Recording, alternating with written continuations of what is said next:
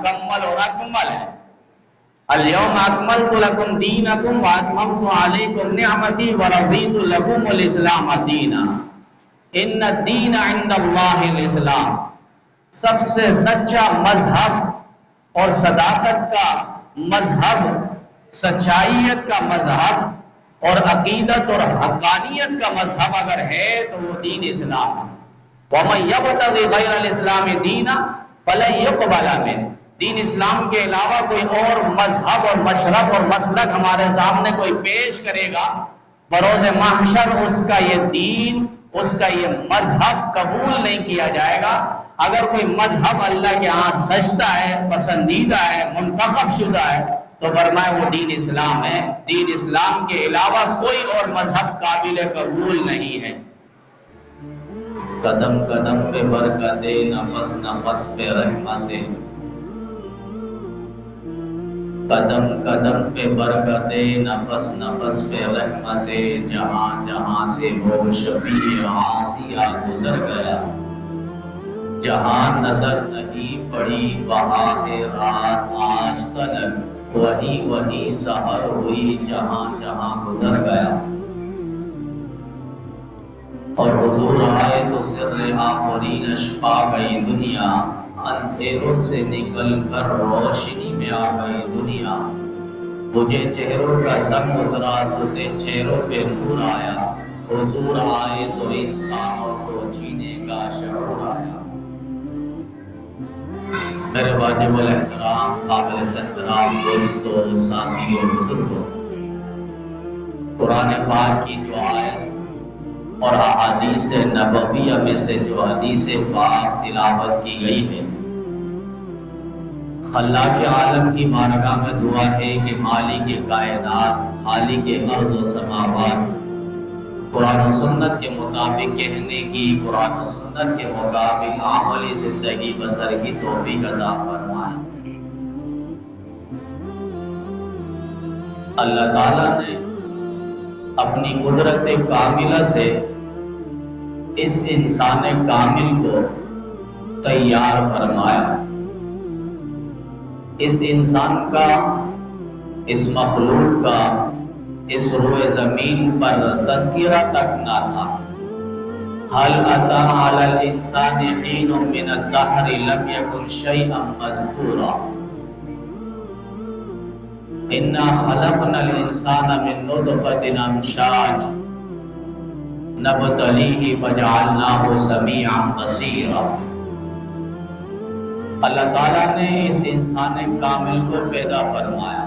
الذي خلقك فسواك فعدلك۔ اللہ تعالیٰ نے اس انسان کامل کو بہترین سانچے میں تیار فرمایا۔ لقد خلقنا الانسان فی احسن تقویم۔ اللہ تعالیٰ نے اس انسان کے ایک ایک پرزے کو، ایک ایک حصے کو، ایک ایک موضوع کو تیار فرمایا۔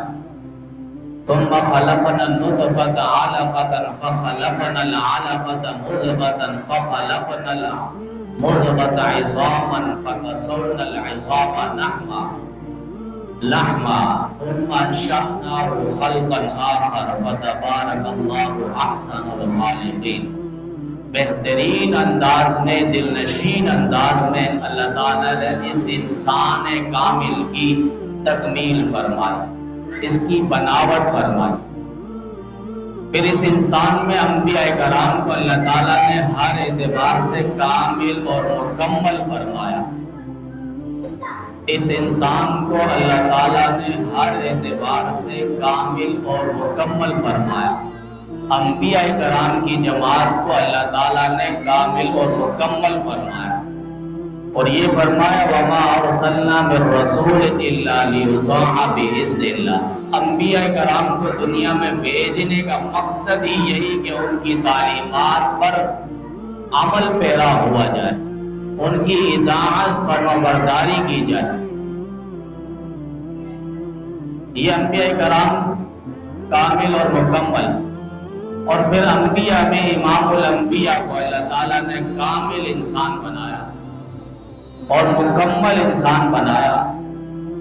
وَمَا أَرْسَلْنَاكَ إلا رحمة للعالمين. اللہ تعالیٰ نے سارے جہانوں کے لیے آپ کو رحمت بنا کر بھیجا ہے. قل یا ایھا الناس انی رسول اللہ الیکم جمیعا. ہر شے کے لیے، ہر چیز کے لیے، انس و جن کے لیے، بوڑھی ناری خاکی آبی سب کے لیے اللہ تعالیٰ نے ہمارے نبی کو نبی بنا کر مبعوث فرمایا. قل یا ایھا الناس انی رسول اللہ الیکم جمیعا. پھر اس انسان میں انبیاء کرام، امام الانبیاء اور آپ کی جماعت صحابہ کو اللہ تعالیٰ نے ہر اعتبار سے کامل اور مکمل بنایا. صحابہ کرام کی جماعت کو ایسا کامل اور مکمل بنایا. خود خداوند عالم قرآن کریم کے اندر کہتا ہے فَإِنْ آمَنُوا بِمِثْلِ مَا آمَنْتُمْ بِهِ فَقَدِ اهْتَدَوْا.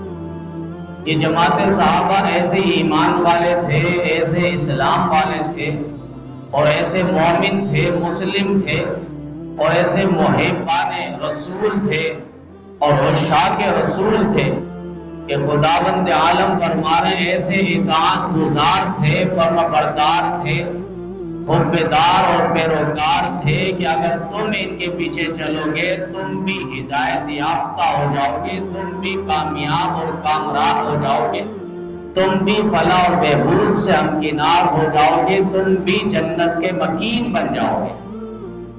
فَإِنْ آمَنُوا بِمِثْلِ مَا آمَنْتُمْ بِهِ فَقَدِ اهْتَدَوْا. تم ہدایت یافتہ ہو جاؤ، دنیا اور آخرت کی کامیابی تمہارے قدم چومے گی.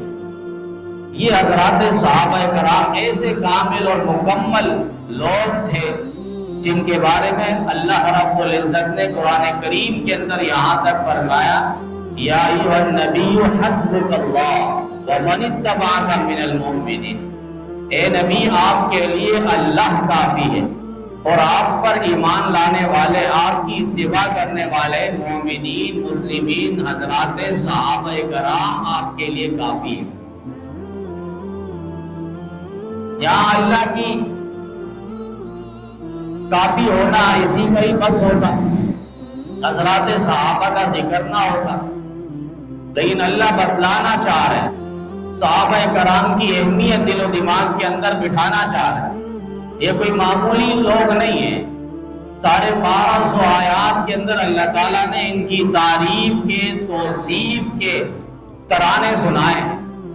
جگہ جگہ اللہ رب العزت نے صحابہ کرام کی تعریف کے ڈھنکے بجائے.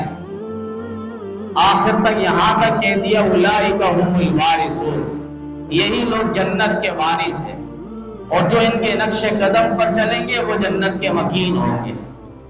تو حضرات صحابہ کرام کو اللہ تعالیٰ نے کامل اور اکمل اطاعت گزار، محبان رسول اور عشاق رسول بنایا ہے. ایمان اور اسلام کی جو دولت اللہ تعالیٰ نے ہمیں دی ہے یہ ہر اعتبار سے کامل اور مکمل ہے. جو دین اللہ تعالیٰ نے ہمیں دیا، جو شریعت ہمیں دی، یہ بھی کامل اور مکمل اور اکمل ہے. الیوم اکملت لکم دینکم واتممت علیکم نعمتی ورضیت لکم الاسلام دینا. ان الدین عند اللہ الاسلام. سب سے سچا مذہب اور صداقت کا مذہب، سچائیت کا مذہب اور عقیدت اور حقانیت کا مذہب اگر ہے تو وہ دین اسلام. وَمَن يَبْتَغِ غَيْرَ الْإِسْلَامِ دِينًا فَلَن يُقْبَلَ مِنْهُ. دین اسلام کے علاوہ کوئی اور مذہب اور مشرب اور مسلک ہمارے سامنے کوئی پیش کرے گا، بروز محشر اس کا یہ دین، اس کا یہ مذہب قبول نہیں کیا جائے گا. اگر کوئی مذہب اللہ کے ہاں سجدہ ہے، پسندیدہ ہے، منتخب شدہ ہے تو فرمائے وہ دین اسلام ہے. دین اسلام کے علاوہ کوئی اور مذہب قابل قبول نہیں ہے. ایمان و اسلام، دین اسلام سچائیت کا اور حقانیت کا مذہب ہے. اس کے اندر کوئی شک شبہ نہیں، کوئی عیب اور ریب نہیں. ہر عیب سے، ہر ریب سے، ہر شک سے، ہر تردد سے اللہ تعالیٰ نے دین اسلام کو مبرہ بنایا، منزہ بنایا، پاک اور صاف بنایا. اب مہینہ جیسی سفر کا آغاز ہوتا ہے تو زمانہ جاہلیت میں تو بہت سارے توہمات تھے، اوہام تھے، لوگوں کے خیالات تھے، جذبات تھے کہ سفر کے مہینے کے اندر سفر نہیں کرنا چاہیے، سفر کے مہینے کے اندر کاروبار کا آغاز نہیں کرنا چاہیے، سفر کے مہینے کے اندر شادی کی تقریبات نہیں کرنی چاہیے، سفر کے مہینے کے اندر کوئی اور نیک کام نہیں کرنا چاہیے۔ بات تو یہی نکلتی ہے۔ تو کہتے ہیں سفر کے مہینے میں جو سفر ہوگا پھر وہ سفر نہیں ہوگا، وہ صفر ہو جائے گا۔ جبکہ اب اس دور میں تو انہیں معلوم ہونا چاہیے کہ ہجرت رسول جو ہو رہی ہے، نبی علیہ السلام مکہ چھوڑ کر مدینہ طیبہ جو ہجرت فرما رہے ہیں، وہ کون سا مہینہ تھا؟ وہ سفر کا ہی مہینہ تھا۔ نبی علیہ السلام مکہ چھوڑ کر مدینہ گئے اور دین اسلام کو ایک عروج ملا، ایک بلندیاں ملی اور ایک رفعت اور طاقت اور مستحکم دین اسلام کو جو ملا ہے وہ ہجرت کے بعد ملا ہے۔ کہ مسلمانوں نے، اہل اسلام نے، اہل ایمان نے، صحابہ کرام نے پھر وہاں پر مدینہ طیبہ میں اسلامی قوانین کو جگہ دی ہے اور اسلام کے قوانین اور آرڈیننس کو فروغ دیا ہے۔ تو ہجرت کا جو سفر ہو رہا ہے وہ سفر کے مہینے کے اندر شادی، بہت ساری شادیاں ہیں۔ حضرت صفیہ سے بھی ایک روایت پہ شادی وہ ماہ سفر کے مہینے کے اندر۔ تو زمانہ جاہلیت میں یہ توہمات لوگوں کے خیالات تھے، وہ عجیب عجیب خیالات لیتے تھے سفر کے مہینے کے اندر، یہ نہیں کرنا چاہیے، وہ نہیں کرنا چاہیے۔ تو نبی علیہ السلام نے ان سب چیز کی تردید فرمائی۔ بخاری شریف میں حدیث ہے، نبی علیہ السلام نے فرمایا لا عدوى ولا سفر ولا حام، کوئی بیماری متعدی نہیں ہوتی، کوئی بیماری کسی اور کو نہیں لگتی، ولا سفر، اور سفر کے مہینے کے اندر جو لوگوں کے توہمات ہیں کہ 13 دن شروع کے ایام جو یہ مردوں پر بھاری ہے، فرمایا اس کی کوئی حقیقت اور اہمیت نہیں ہے، ولا حام، اور پرندوں سے بدشگونی لینا، بدفعلی نکالنا، فرمائے کہ یہ بھی دین اسلام کے اندر اس کی کوئی اہمیت نہیں ہے۔ اب زمانہ جاہلیت تو آپ چھوڑیں، اب اسلام آ چکا ہے، اسلام کی تعلیمات آ چکی ہے، پیغامات آ چکے ہیں، لیکن اس کے باوجود بہت سارے توہمات دیکھنے میں آتے ہیں۔ بارش ہو جائے دھوپ میں تو لوگ کہتے ہیں گیدڑ اور گیدڑنی کی شادی ہو رہی ہے، اس وجہ سے جو ہے دھوپ میں بارش ہو رہی ہے، یہ خیالات ہیں۔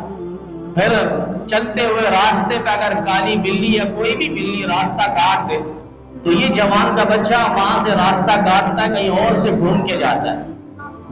یہ توہمات ہیں، کہتے ہیں کہ برائی آ جائے گی۔ گھر سے نکل رہے ہیں، ٹوپی گر گئی، گھر سے نکل رہے ہیں، کپڑا قمیض اٹک گیا دروازے سے کسی اور چیز سے، تو کہتے ہیں کہ اب نکلنا میرے لیے بہتر نہیں ہے، کچھ دیر وہ بیٹھ جاتا ہے، آرام کرتا ہے۔ یہ توہمات، خیالات ہیں۔ پھر اسی طریقے سے گاڑی میں دیکھا، موٹر سائیکل میں کسی نے چھوٹے بچے کا جوتا لٹکایا ہوا ہے۔ ہم نے کہا یہ کیوں لٹکایا؟ کہا یہ حادثے سے، نقصان سے یہ جوتا جو ہے بچاتا ہے، گاڑی کے حادثے سے، نقصان سے۔ اب آپ دیکھیں، گاڑی سے زیادہ انسان کی زندگی قیمتی ہے، انسان کی زندگی قیمتی ہے۔ تو ہم نے کہا کہ گاڑی سے زیادہ بہتر ہے کہ آپ اپنے گلے پہ یہ جوتا لٹکاؤ، کیونکہ آپ کی زندگی ہمیں پیاری ہے، آپ کی زندگی بہت قیمتی ہے، گاڑی سے زیادہ آپ کی زندگی قیمتی ہے، لہذا یہ چپل، ایک جوتا آپ اپنے گلے میں بھی لٹکاؤ۔ بہت سارے کار کے نیچے لٹکا دیتے ہیں کہ وہ برے حادثے سے اور نقصان سے بچنے کے لیے، تاکہ گاڑی کو کوئی حادثہ اور نقصان نہ پہنچے۔ تو یہ توہمات لوگوں کے خیالات ہیں۔ الو آ جائے مکان پہ، کہتے ہیں کہ مکان پہ اب تباہی بربادی ہوگی، نحوست آ گئی ہے، الو آ گیا ہے، لہذا مکان کے اندر جو ہے خیر اور برکت نہیں رہے گی، جبکہ یہ چیزیں نہیں ہیں۔ نبی علیہ السلام نے واضح طور پہ ساری چیزوں کی تردید فرمائی۔ لا عدوى، کوئی بیماری متعدی نہیں ہوتی، کوئی بیماری دوسرے کو لگتی نہیں ہے۔ اب دو طرح کی حدیثیں، ایک حدیث ہے جس میں نبی علیہ السلام نے جذام کوڑی بیماری سے بھاگنے کو فرمایا کہ اس طرح جذام کی بیماری سے بھاگو جس طرح تم شیر کو دیکھ کر بھاگتے ہو۔ اگر کسی کو جذام کی بیماری ہے تو فرمایا اس کے پاس نہیں جاؤ، اس سے ایسے بھاگو جس طرح تم شیر کو دیکھ کر بھاگتے ہو۔ پھر ایک حدیث میں جہاں طاعون کی بیماری پھیلی ہوئی ہو تو فرمایا وہاں پر نہیں جاؤ، اس علاقے میں نہیں جاؤ۔ ایک طرف یہ حدیث آ رہی ہے اور دوسری طرف نبی علیہ السلام فرما رہے ہیں کہ کوئی بیماری متعدی نہیں ہوتی، کوئی بیماری دوسرے کو نہیں لگتی۔ تو اس میں عموماً بہت ساری علمی باتیں اور نکات ہیں، عوام الناس کے سمجھانے کے لیے صرف ایک طریقہ استعمال کرتا ہوں کہ ایمان والوں میں بھی دو طبقے ہوتے ہیں، ایک کامل ایمان اور کامل عقیدہ جس کا عقیدہ راسخ اور مضبوط ہوتا ہے خداوند عالم کی ذات کے ساتھ۔ اس کا عقیدہ ہوتا ہے کوئی بیماری مجھے لگے گی نہیں، میں کرونا والے سے بھی لپٹ جاؤں گا، میں پولیو والوں کے ساتھ بھی لپٹ جاؤں گا، ہاتھ ملا لوں گا، مجھے کوئی کرونا شرونا لگے گا نہیں۔ اس کا عقیدہ ہوتا ہے صرف اللہ رب العزت کی ذات عالی، اگر بیماری مشیت اور فیصلہ وہاں سے ہوگا تو بیماری آئے گی ورنہ نہیں۔ ایک ہوتا ہے کامل عقیدہ نہیں، کمزور عقیدہ والا، اس کی سوچ ہوتی ہے نہیں اگر اس بیماری کے ساتھ میں لگوں گا ہو سکتا ہے یہ بیماری مجھے بھی کنورٹ ہو جائے، لگ جائے، پیوست ہو جائے۔ تو یہ کمزور ایمان والا تو بچے، ورنہ یہ سمجھے گا یہ بیماری میں اس کے ساتھ رہا تھا تو اس وجہ سے مجھے بیماری لگ گئی، میرا بچہ اس کے ساتھ رہا تھا اس لیے اس کو خسرے کی بیماری لگ گئی، اس لیے اسے نمونیا کی بیماری لگ گئی۔ اب یہ کمزور عقیدے والا یہ پھر احتیاط کرے، جو کامل ایمان اور عقیدہ اور نظریہ رکھنے والا ہے فرمایا وہ یہی سوچے گا نہیں اگر بیماری لگ بھی جائے تو اللہ کی طرف سے مشیت تھی، فیصلہ تھا تو یہ بیماری آ گئی ہے۔ ایک شخص آیا اور کہا کہ اللہ کے رسول میرے اونٹ کو خارش کی بیماری لگی ہے، اگر اس کے ساتھ میں کسی اور کو باندھ دوں تو اسے بھی خارش کی بیماری لگ جائے گی۔ تو نبی علیہ السلام نے فرمایا اچھا وہ پہلے والے اونٹ کو خارش کی بیماری کہاں سے لگی تھی؟ وہ تو کسی کے ساتھ نہیں تھا نا، تمہارے اونٹ کے ساتھ تھا، تمہارے اونٹوں میں کسی کو یہ خارش کی بیماری نہیں لگی تھی، اب اس کو جو سب سے پہلے بیماری لگی ہے وہ کہاں سے بیماری آئی؟ تو جواب یہی تھا اللہ کی طرف سے۔ جب اللہ کی طرف سے اسے بیماری آئی تو اللہ اگر چاہے گا تو وہی بیماری پھر دوسرے اونٹوں کو آئے گی، اگر اللہ کی مشیت نہیں ہوگی، اللہ کا فیصلہ نہیں ہوگا۔ وَإِن يَمْسَسْكَ اللَّهُ بِضُرٍّ فَلَا كَاشِفَ لَهُ إِلَّا هُوَ وَإِن يُرِدْكَ بِخَيْرٍ فَلَا رَادَّ لِفَضْلِهِ۔ قرآن کا عقیدہ بتا رہا ہے اللہ اگر کسی کو برائی بھیجنا چاہے، بیماری بھیجنا چاہے، کوئی تکلیف پریشانی بھیجنا چاہے تو پوری دنیا مل جائے اس سے وہ بیماری اور پریشانی ہٹا نہیں سکتا۔ اور اللہ اگر اپنے فضل کا ارادہ کرنا چاہے، خیر اور بھلائی کا ارادہ کرنا چاہے تو ساری دنیا مل کر اس سے اللہ کا فضل، اللہ کا خیر اور بھلائی اس سے ہٹا نہیں سکتا۔ یہ قرآن کریم کا عقیدہ اور نظریہ ہمیں جھنجھوڑ رہا ہے کہ سب کچھ اللہ کی طرف سے ہوتا ہے، اللہ کی مشیت اور فیصلے کے علاوہ ایک پتا بھی درخت کا ہلتا نہیں ہے۔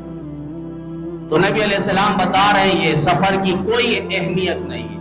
ولا سفر، لوگ سفر میں جو عقیدہ باندھتے ہیں سفر نہیں کرنا چاہیے، شادی کی تقریبات نہیں سجانی چاہیے، سفر کا مہینہ باری ہے، 313 مرتبہ سورہ مزمل کی تلاوت ہونی چاہیے، اس طرح کے جو توہمات ہیں، لوگوں کے خیالات ہیں، وسوسے ہیں، فرمایا وسوسوں کا کوئی علاج نہیں ہوتا اور اس کی بھی کوئی اہمیت نہیں ہے۔ سفر سے متعلق جو لوگوں نے نظریہ گاڑا ہے یہ زمانہ جاہلیت میں لوگوں کا طریقہ تھا کہ وہ سفر کے مہینے کے اندر اتنا زیادہ اہتمام کرتے تھے، کہتے 3 جو مہینے گزرے ہیں وہ اشہر حرم کا مہینہ تھا، اس میں قتال نہیں کرتے تھے، لہذا یہ مہینہ آیا تو اب اس میں سفر نہیں کرنا چاہیے ورنہ نحوست آ جائے گی۔ تو نبی علیہ السلام نے فرما دیا ولا سفر، اور سفر کی کوئی اہمیت نہیں۔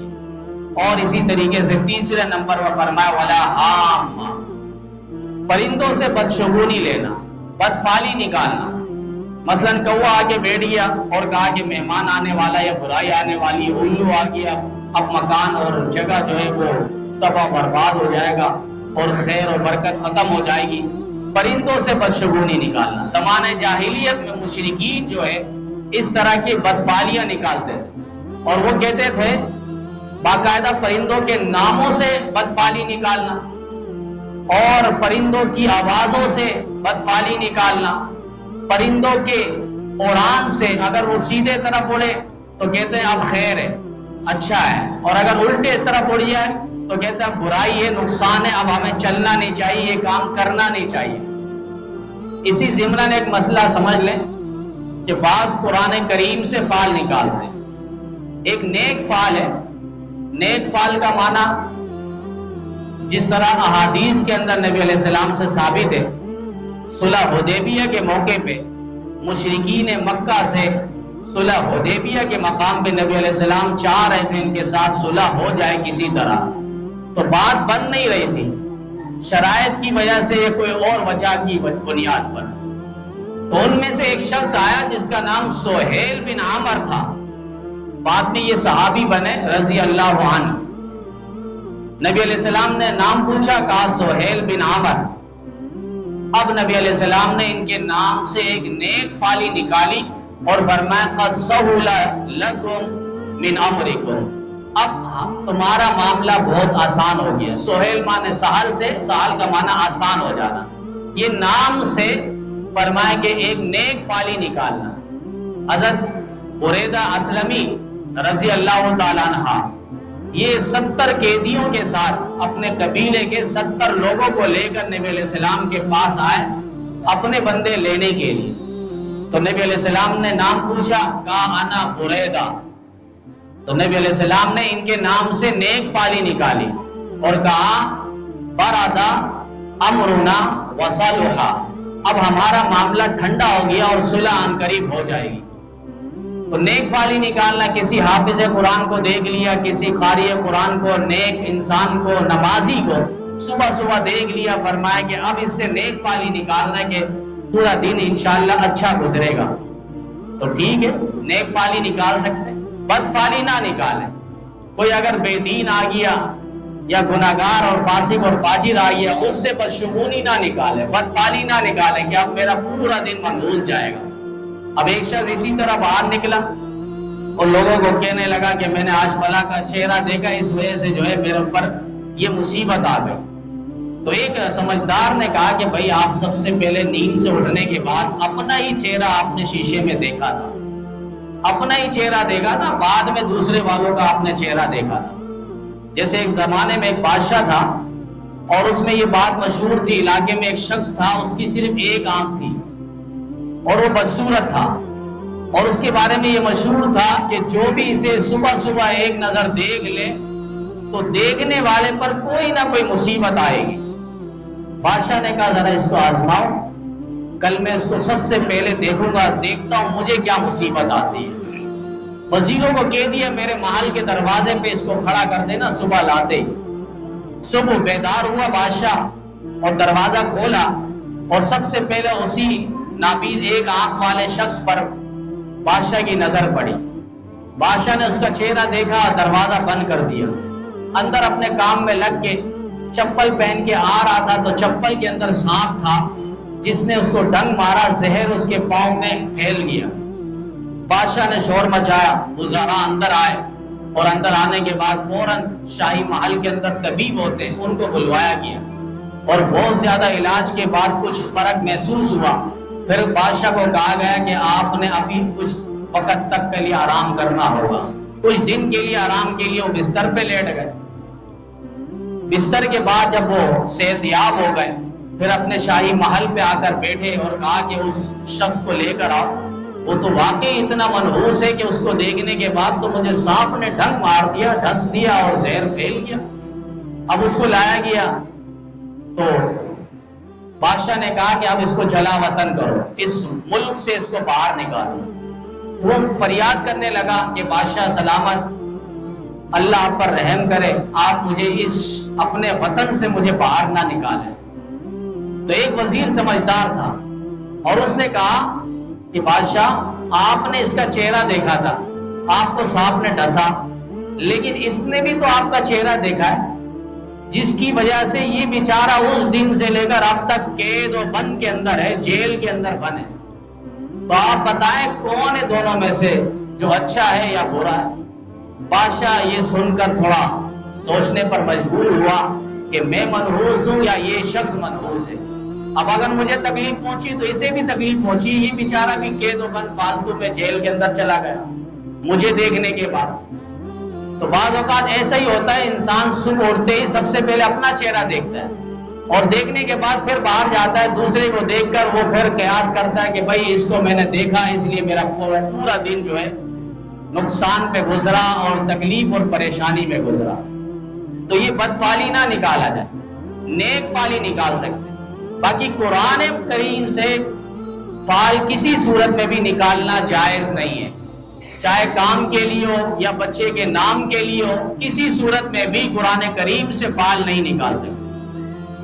اب اگر کام کے لیے نکالا، مثلا کام کے لیے یس آ گیا کہ یہ کام کرنا ہے اور وہ کام پہ چلا گیا لیکن وہاں نقصان ہو گیا، اب اس کا قرآن کریم سے جو عقیدہ ہے وہ کمزور پڑ جائے گا۔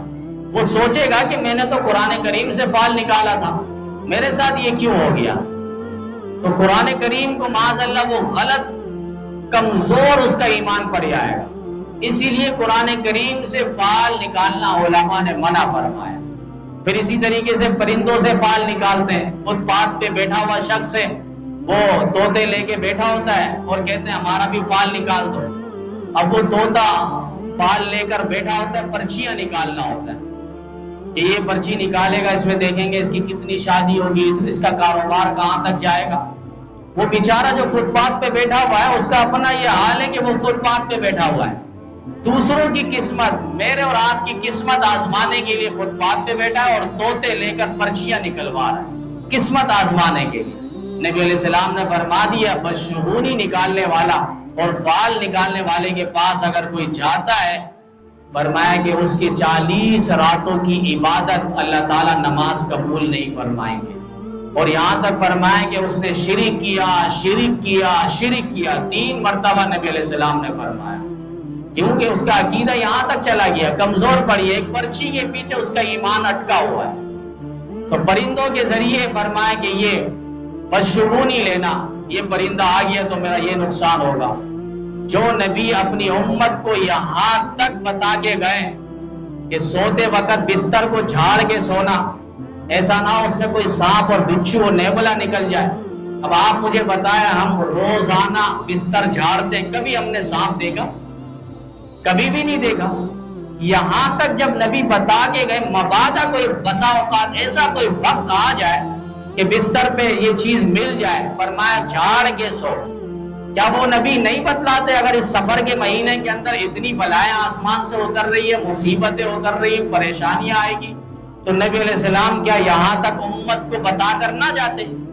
ضرور بتا کے جاتے، لیکن ہے نہیں، اس کے اندر ہے نہیں۔ نماز نہ پڑھنا یہ نحوست آئے گی، زکوٰۃ ادا نہ کرنا نحوست آئے گی، بلائیں آئے گی، پریشانی آئے گی، خیر کا کام نہ کرنا پھر مصیبتیں آئے گی، گناہوں سے اپنے آپ کو نہ بچانا پھر مصیبتیں آئے گی، ذخیرہ اندوزی کرنا پھر فرمایا مصیبتیں آئے گی، پریشانی آئے گی۔ تو یہ پرندے اور یہ بدشگونیاں، اس کی کوئی اہمیت اور حقیقت نہیں ہے۔ نبی علیہ السلام نے فرمایا کہ رات کو جب کوئی سوتا ہے، یعقد الشیطان علی رأسک علی قافیۃ رأس احدکم اذا ہوا نام 3 عقد۔ جب کوئی سوتا ہے تو شیطان 3 گٹان اس کے سر پہ باندھتا ہے، اور 3 گٹان باندھنے کے بعد شیطان کہتا ہے علیک لیل طویل، کہ رات بہت لمبی ہے، سو جا، اور پر خود سوتا رہے۔ پھر اگر وہ فجر میں اٹھ جاتا ہے، ایک گرا کھل جاتا ہے، وضو کرتا ہے تو دوسرا گٹان کھل جاتا ہے، اور نماز پڑھتا ہے تو تیسرا گٹان کھل جاتا ہے۔ فاصبح نشیطا بسیطا طیب النفس، فرمایا کہ پورا دن اس کا خوش و خرم کے ساتھ گزرتا ہے، بہترین چست و چالاک ہو کر بیدار ہو کے دن گزارتا ہے۔ لیکن اگر پڑا رہا، تینوں گٹان اس کے بندے رہے، پھر فرمایا حدیث کے اندر ہے شیطان اس کے کان پہ پیشاب کرتا ہے۔ اب شیطان نظر نہیں آ رہا، اس کے پیشاب نظر نہیں آ رہے، تو پھر اس کا علاج کیسے ہوگا؟ پھر پورا دن اس کی نحوست کے اندر گزر رہی ہوتی۔ ہمیں نبی علیہ السلام نے یہ پیغام دے کر گئے. وہ پیغام نہیں ہے کہ سفر کے مہینے کے اندر یہ نحوست، یہ بلا، یہ آفت آئے گی. اس سے کچھ بھی نہیں ہوگا. سفر کا مہینہ، دن، تاریخ اور مہینہ یہ منحوس نہیں ہے. منحوس اگر ہے تو فرمایا کہ انسان کے بداعمال اور بدافعال ہے. جس وقت انسان گناہ کر رہا ہوتا ہے وہ وقت اس کے لیے منحوس ہے. وہ وقت اس کے لیے پھر گناہ کا باعث ہے کہ اس وقت یہ کر رہا ہے. جس طرح قوم عاد اور قوم ثمود پر اللہ تعالیٰ نے عذاب بھیجا تو وہ وقت ان کے لیے منحوس تھا. تو ضرورت یہ کہ ہم اپنے ایمان اور عقیدے کی اصلاح کریں اور اس طرح کے توہمات اور خیالات کے پیچھے ہم نہ بھاگیں. پرچیاں آتی ہے، پرچیوں میں لکھا ہوتا ہے کہ جو اس پرچی کو تقسیم کرے گا اس کو اتنے پیسے ملیں گے، اور جو اس پرچی کو برا کہے گا تو اس کو یہ نقصانات ہوں گے اور ہوئے ہیں. اس کی بھی کوئی اہمیت نہیں ہے. اس کی بھی کوئی اہمیت اور حقیقت نہیں ہے. ایک شخص کو میں نے کہا کہ اس کو پھاڑ دو تو اتنا ایمان کمزور، 30 سال سے نمازیں پڑھ رہا ہے، اتنا ایمان کمزور، کہا کہ نہیں میرے کو کوئی نقصان ہو جائے گا، یہ نقصان ہو جائے گا. قرآن کریم سے بال نکال رہے ہیں فائدے کے لیے، تو قرآن کریم کی آیتوں سے فائدہ نہیں اٹھا رہے. قرآن کریم میں تو اللہ تعالیٰ نے فرمایا وَنُنَزِّلُ مِنَ الْقُرْآنِ مَا هُوَ شِفَاءٌ وَرَحْمَةٌ لِّلْمُؤْمِنِينَ. یہ تو رحمت کا گنجینہ ہے قرآن کریم. اس کو پڑھ کر شفا یاب ہو، نماز پڑھ کر شفا یاب ہو، زکوٰۃ دے کر اللہ کو راضی کیا جائے. تو ضرورت یہ کہ ہم ان توہمات اور خیالات کے پیچھے نہ پڑیں، اپنا ایمان اور عقیدہ اس کی اصلاح کریں اور عقیدہ مضبوط کریں. اللہ تعالی ہم سب کے ایمان اور اعمال کی اصلاح فرمائے اور عقیدہ ہر اعتبار سے اللہ کی ذات کے ساتھ مضبوط سے مضبوط تر فرمائے. واقع